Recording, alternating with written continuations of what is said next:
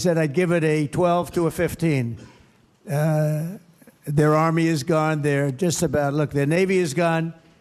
Their communications are gone. Their leaders are gone. 2 sets of their leaders are gone. They're down to their 3rd set. Their Air Force is wiped out entirely. Think of it. They have 32 ships. All 32 are at the bottom of the ocean. Other than that, they're doing very well, Coach. Very well. We're doing, our military is doing phenomenally. That's the big thing for this week. We seem to have a new thing every week. Also, this week, war. Did you hear about that thing? We bombed Iran, and it's going on. Now, have you expected me to say I hate it? I don't. Sorry. When he puts boots on the ground, yeah, then I'll hate it. Now, I know too many happy Iranian Americans. Sorry. And you cannot name one horrible thing that has happened in the Middle East in the last 50 years and not connect it to this fascist theocracy. They're like 6 degrees of they don't eat bacon. And it's popular. I mean, Iranians all over the world are doing the Trump dance. Have you seen that? The whole world is jerking off 2 guys at once now. It's amazing, yeah.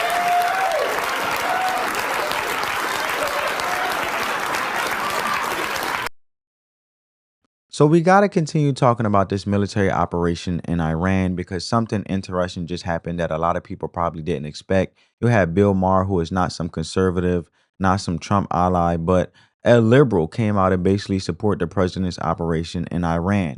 And what really made this moment stand out is what happened on his show when Adam Schiff was sitting right there across from him.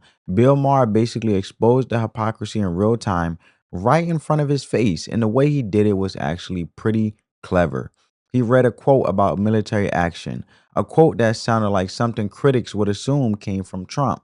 And Adam Schiff immediately reacted to it like, see, this is the problem.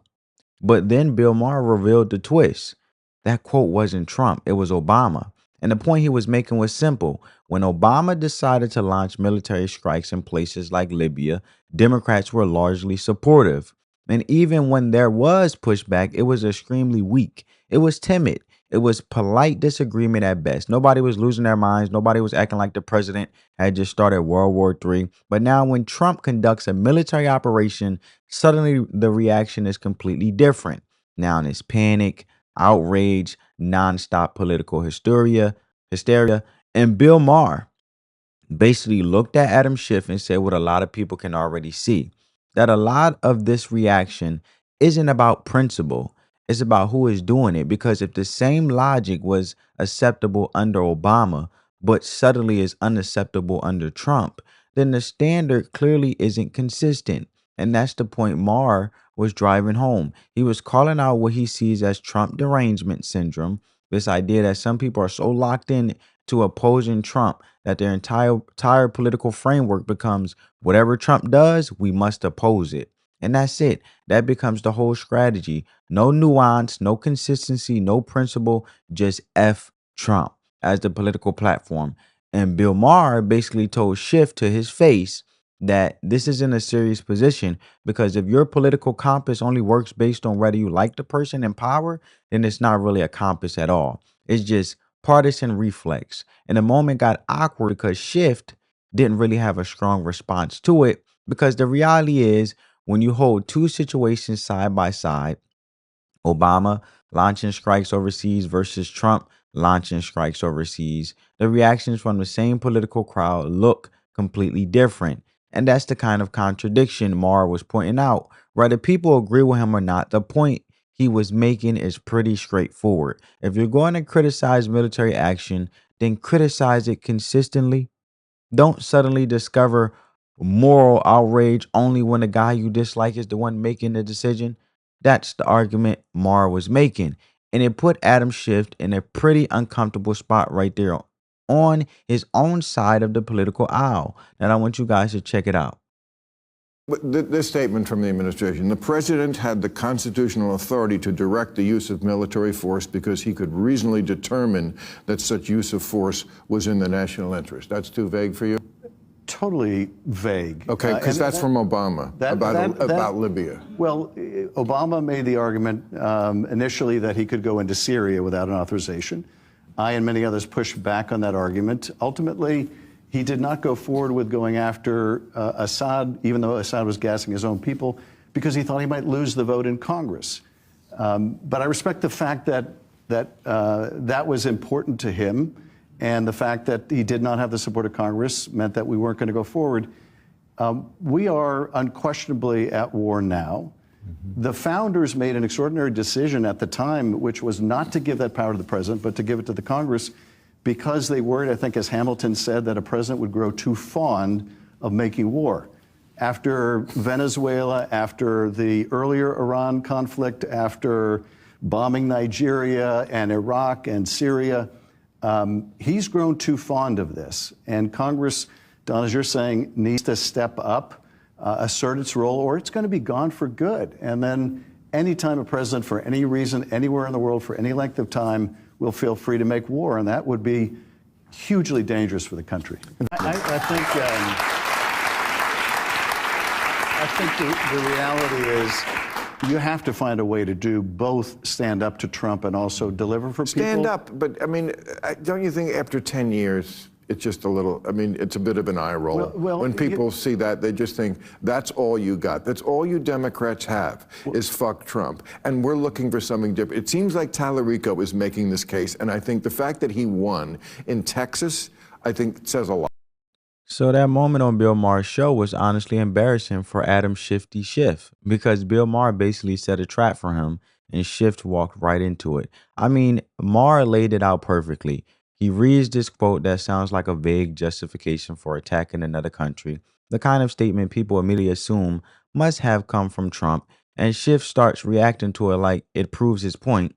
Then Maher drops the punchline. The quote was from Obama. And you could almost see the gears grinding in Schiff's head because now he's stuck. Because back when Obama was the one making those decisions, Democrats, including Schiff, were generally supportive. Maybe there was a little pushback here and there, but maybe some polite criticism around the edges. But overall, they backed Obama. Nobody was acting like the sky was falling. Nobody was melting down on television every 5 minutes.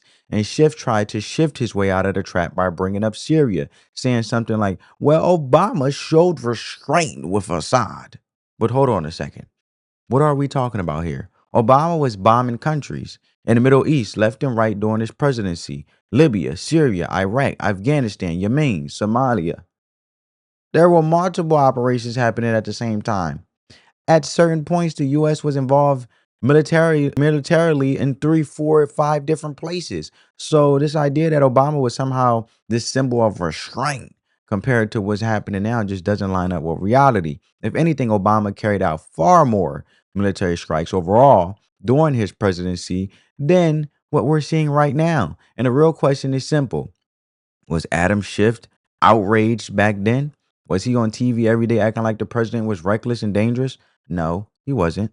Maybe he pushed back a little bit around the edges, sure, but nothing like the level of outrage we are seeing now, not even close. And everybody watching this understands what the real difference is. The difference isn't the policy, the difference is the person in office. And that's why people say Democrats are hypocritical on this issue, because when Obama was carrying out military operations, including drone strikes that even killed American citizens overseas, there wasn't this massive moral panic coming from the same people. Where was Adam Schiff's outrage then?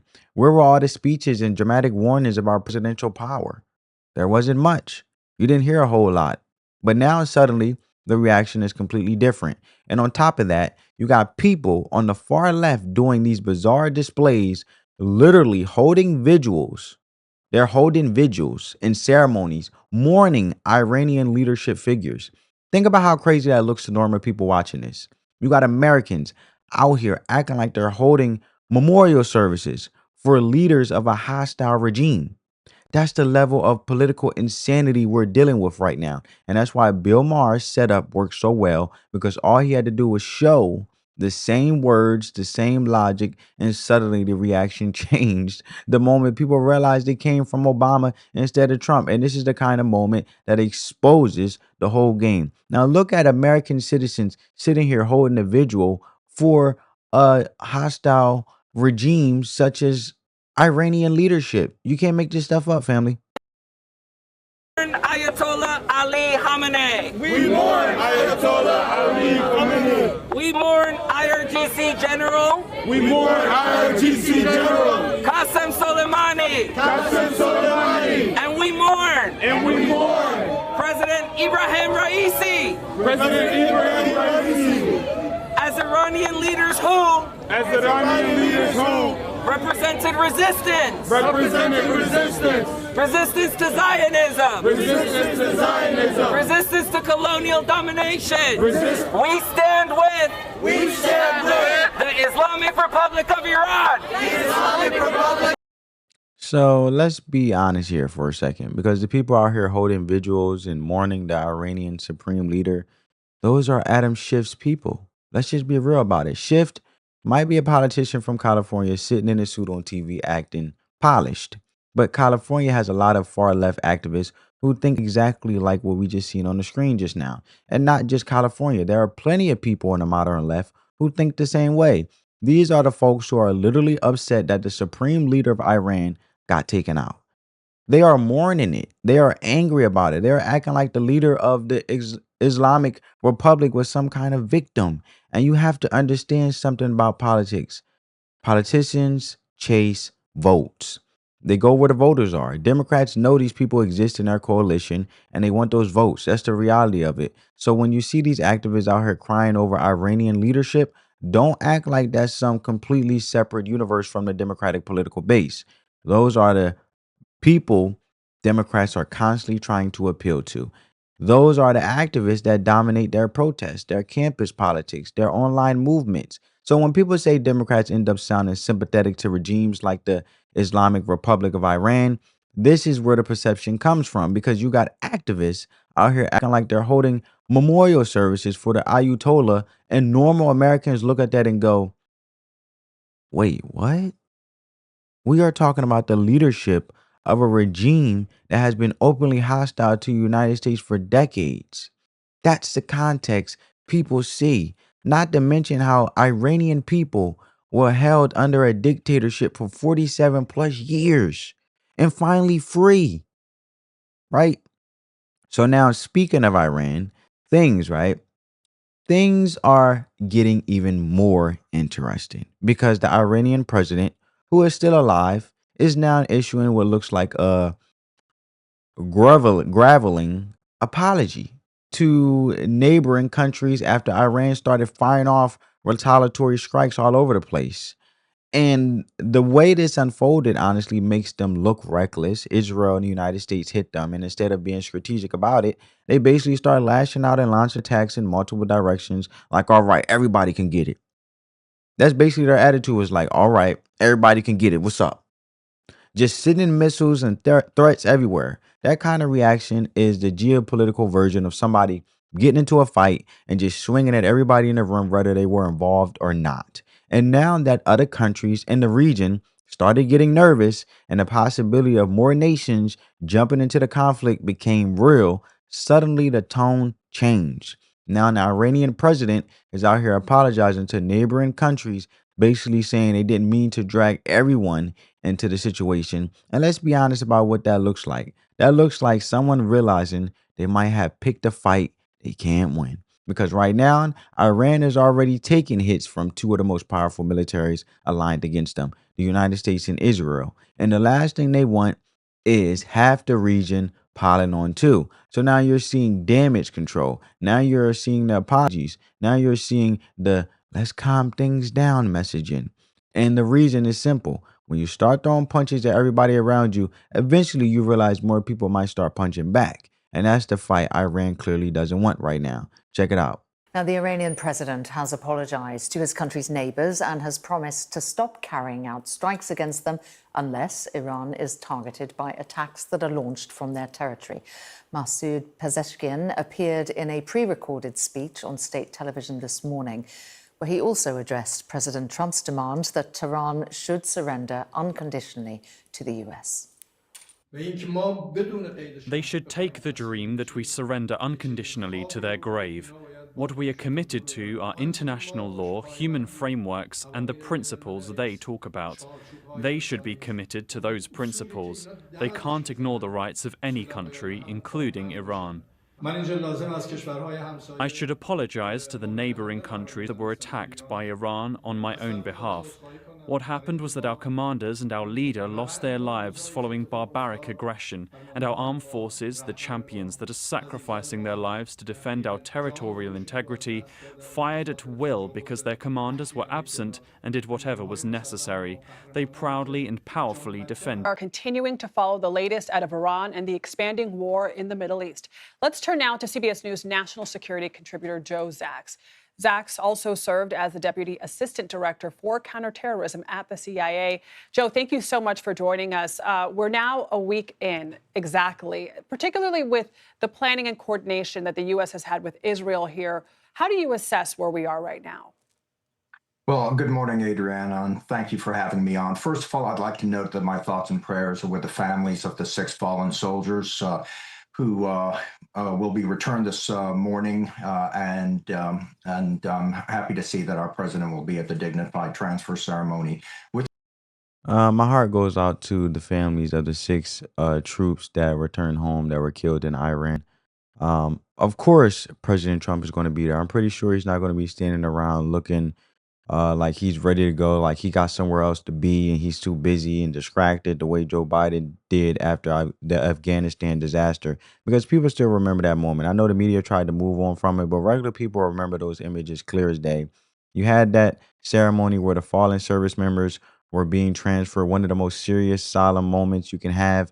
Families grieving, the country watching, everybody paying respects to the troops who lost their lives during that chaotic Afghanistan withdrawal. And what does Biden do?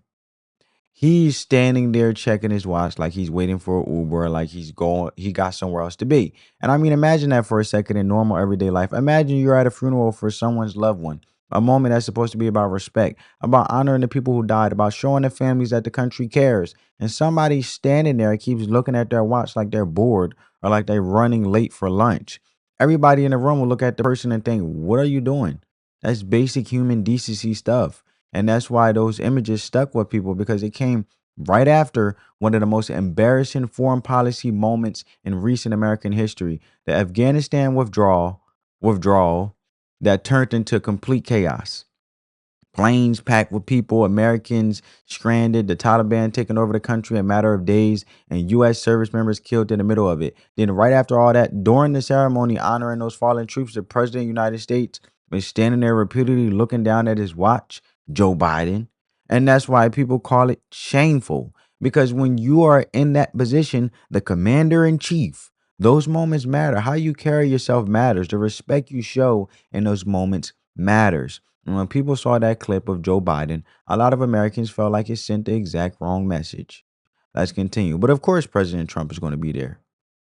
With respect to the military accomplishments, our military and Israel's military accomplishments this past week, I would say they have been exceptionally well delivered, and the effects have been very good. First of all, we see a virtual elimination of Iran's air defense capabilities.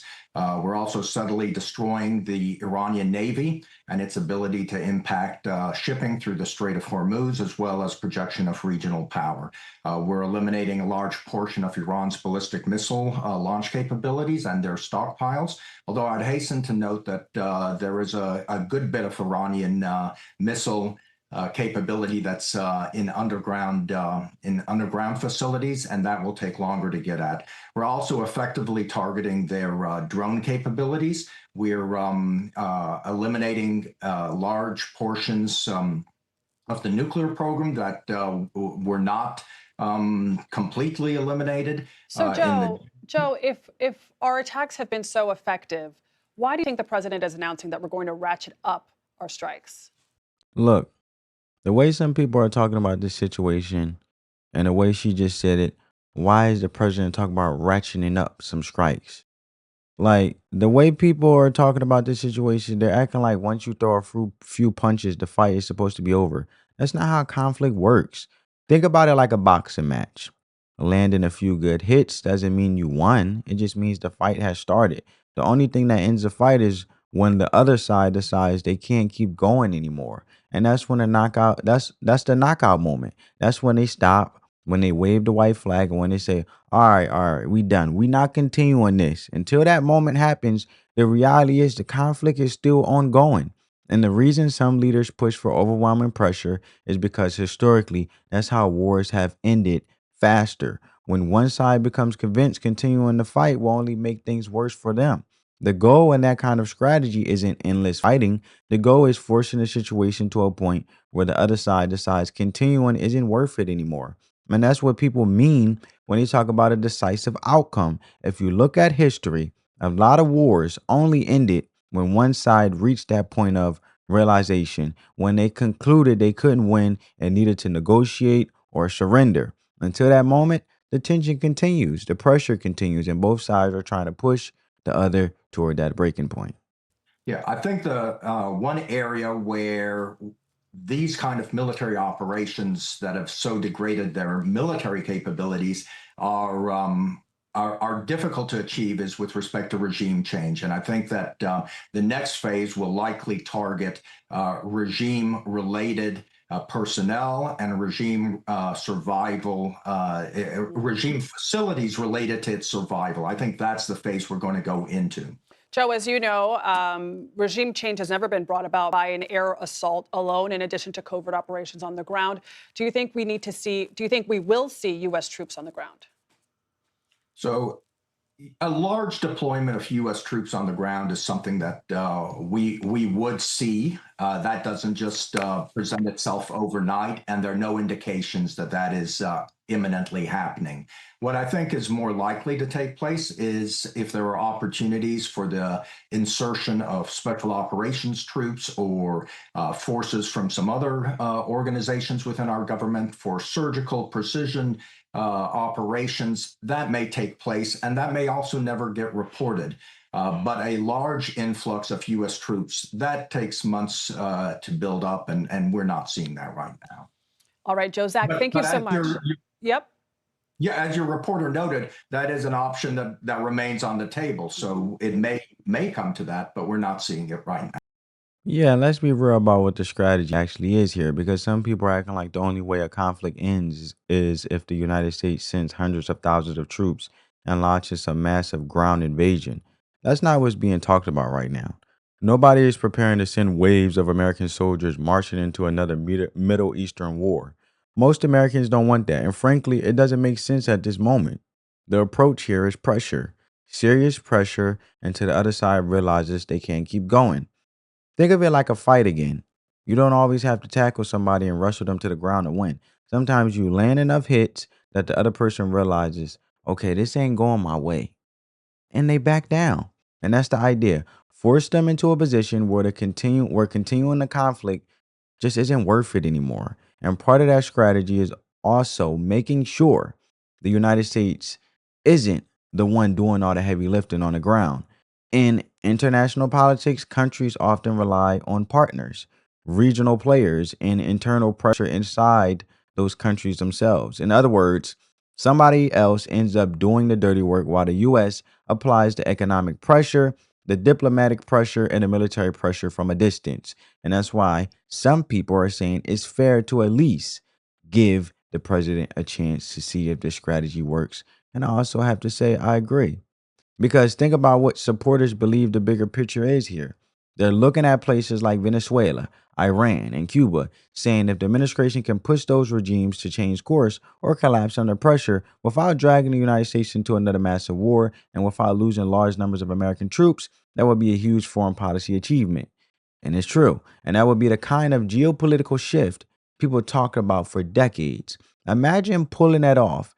Three major adversarial governments losing power or being forced to fundamentally change and doing it without another Iraq style invasion.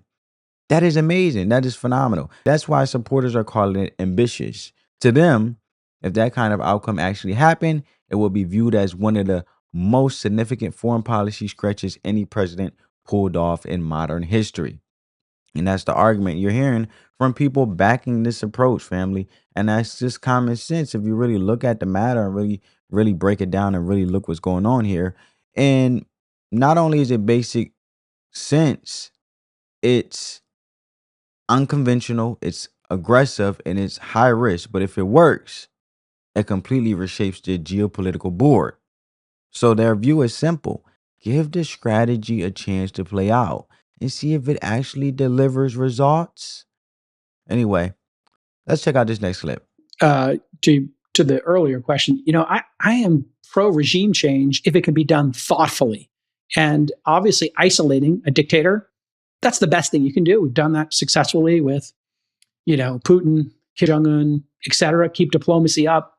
But if there is a moment in time where you could free the people of Iran after 50 years of being subjugated by these lunatics and dictators, I'm all for it.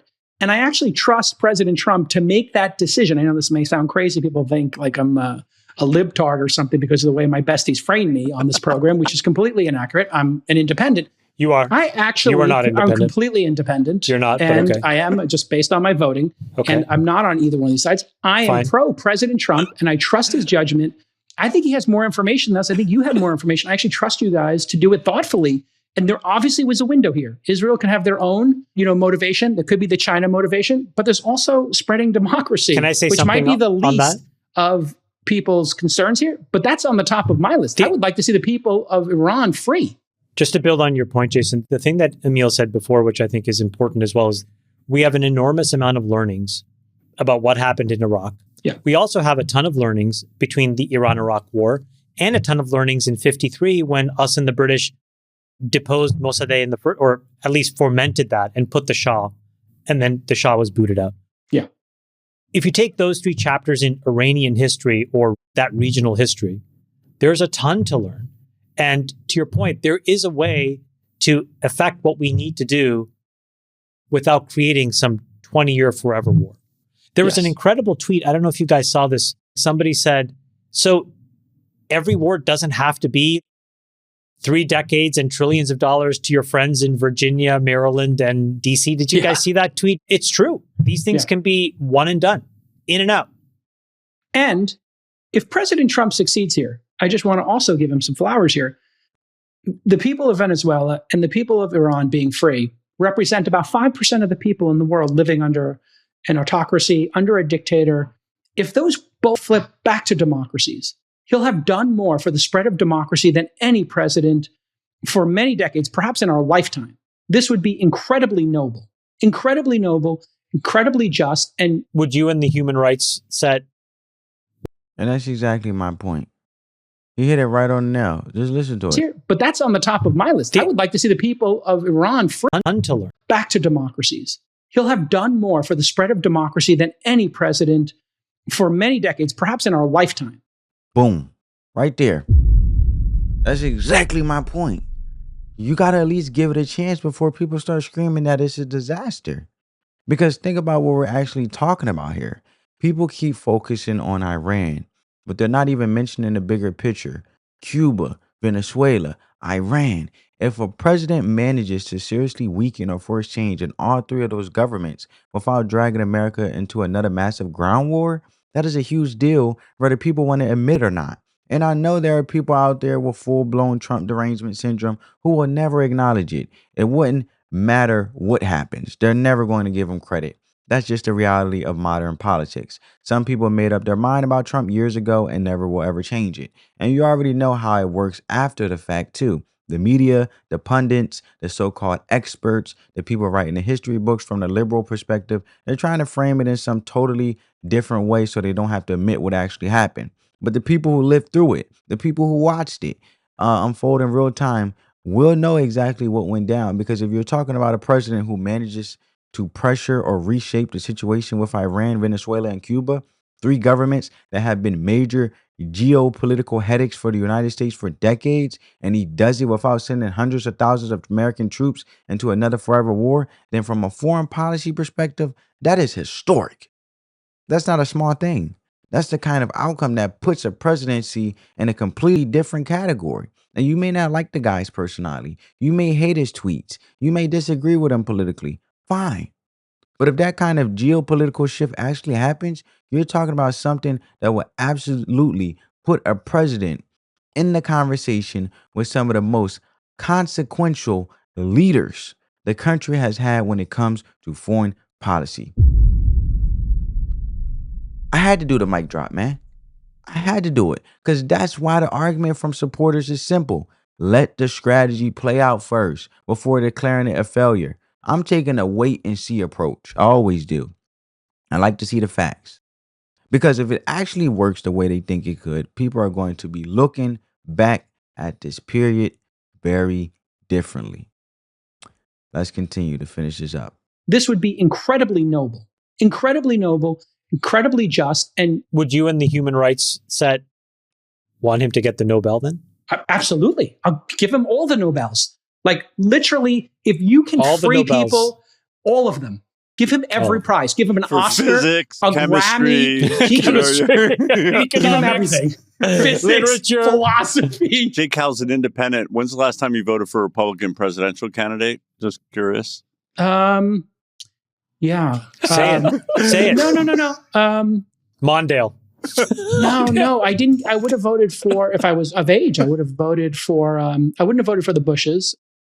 I voted for the moderates. Obviously Clinton and Obama. Oh, we're playing the woulda, shoulda, coulda game. I would have voted for Reagan in this situation. I would have bought Nvidia absolutely. at $4.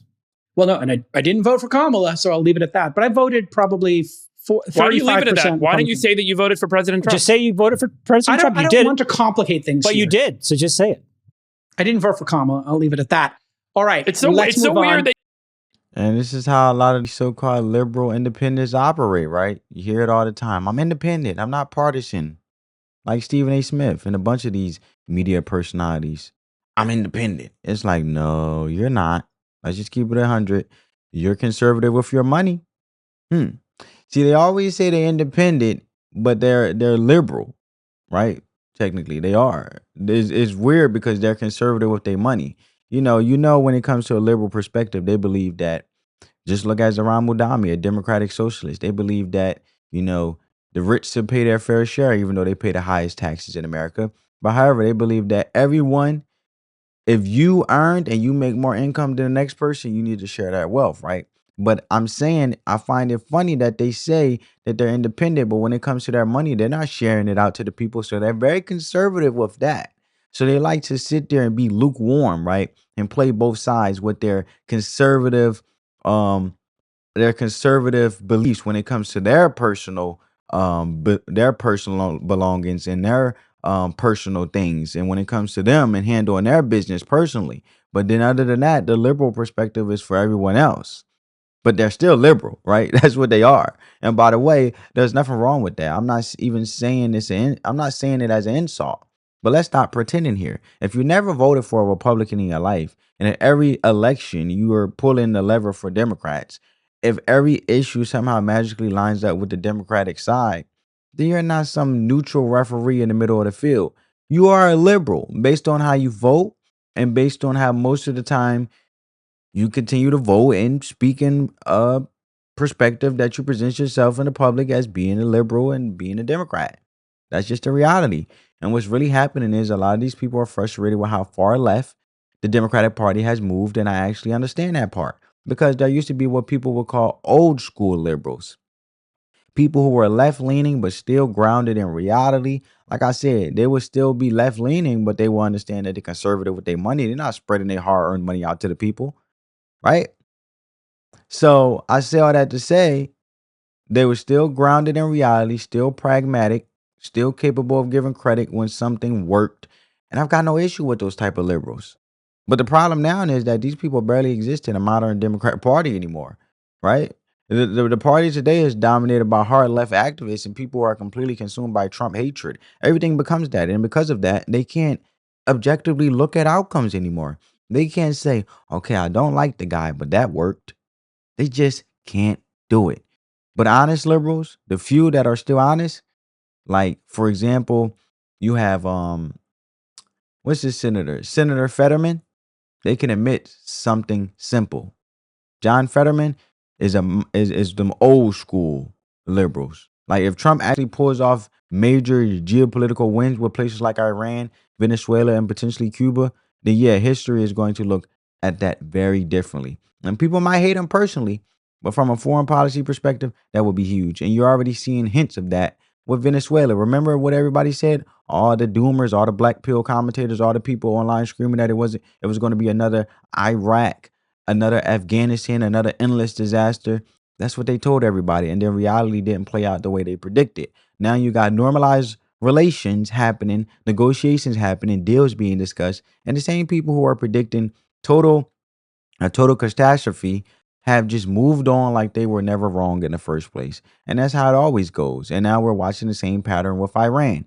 We are literally 1 week into the situation and people are already declaring failure, already melting down, already acting like the worst possible outcome is guaranteed. 1 week. That's it. So the point is simple. Let the strategy play out before you start writing the obituary for it. Because whether people like it or not, Trump has already shown he's willing to try approaches that other presidents wouldn't. Sometimes that works, sometimes it doesn't, but the results matter.